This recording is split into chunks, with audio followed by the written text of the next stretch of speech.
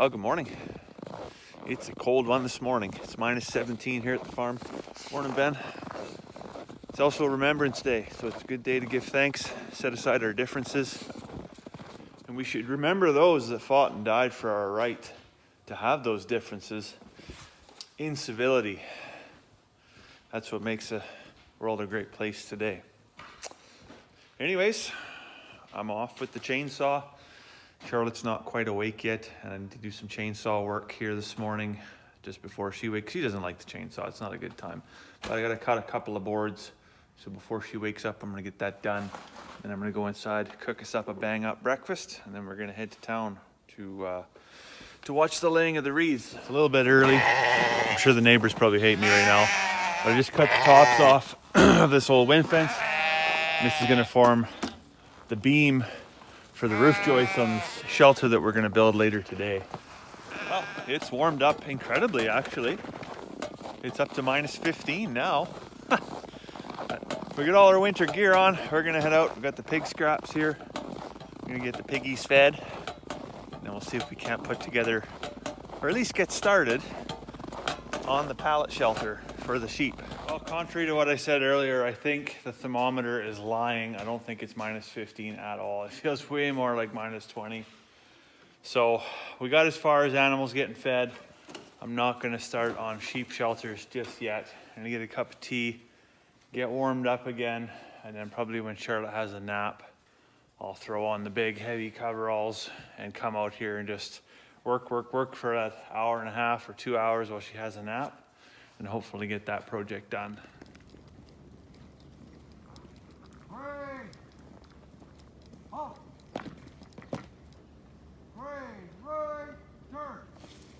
Well, we just came back from the Remembrance Day ceremony in town, and I got good news and bad news.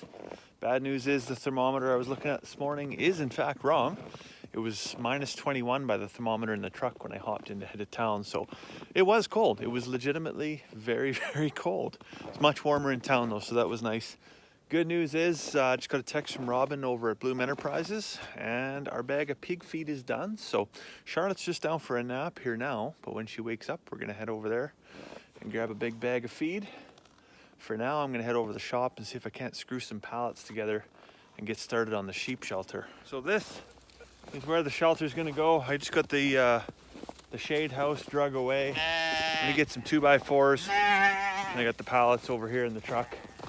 I'm gonna try and assemble this pretty quick because it is quite cold.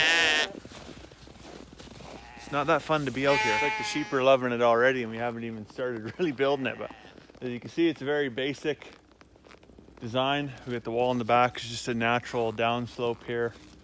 So it's 4 foot in the back, 4 foot in the front. Throw some roof joists coming this way.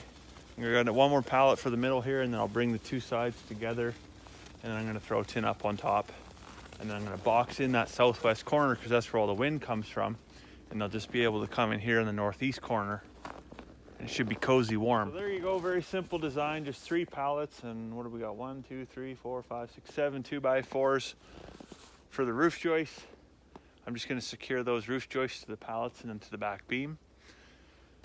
See if I can't sweep some snow off of this tin, and then it's probably gonna be, I think, 3 sheets of tin, maybe 4, to get that done. And it'll be pretty close to being a wrap here before Charlotte's even done having a nap. So to secure the roof joist to this pallet, I've just got 5 10-inch chunks of 2x4, and they're gonna slide down inside the pallet in there, and then I'll hammer it down into position and then just screw it into the base of the joist to stop any lateral movement.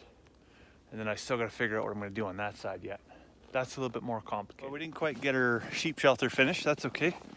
Little Miss woke up, so we're gonna head over to Bloom Enterprises and pick up a big bag of pig feed, and we'll be right back. Also just heard from the butcher, so we are confirmed Friday morning the lambs are gonna be going. We just got back from Bloom Enterprises. We got our bag of grain there. Tried to start the tractor to get it hoisted out of there, but of course, as per usual, it has a dead battery. So I'm probably gonna go inside, have a bit of an early supper. I don't think I'll be able to finish the sheep shelter right now. It's probably gonna be for another day, but there it is. It's kind of gonna sit there, and it's semi semi-unfinished state. Kind of reminds me of a pergola, a French bistro. You could have some table wine, maybe a croissant, some aromatic cheeses. I think the sheep would enjoy that. Anyways, yesterday I made a big pot of stew in the Instapot. Beef stew with potatoes and carrots and peas and onions, everything out of our garden.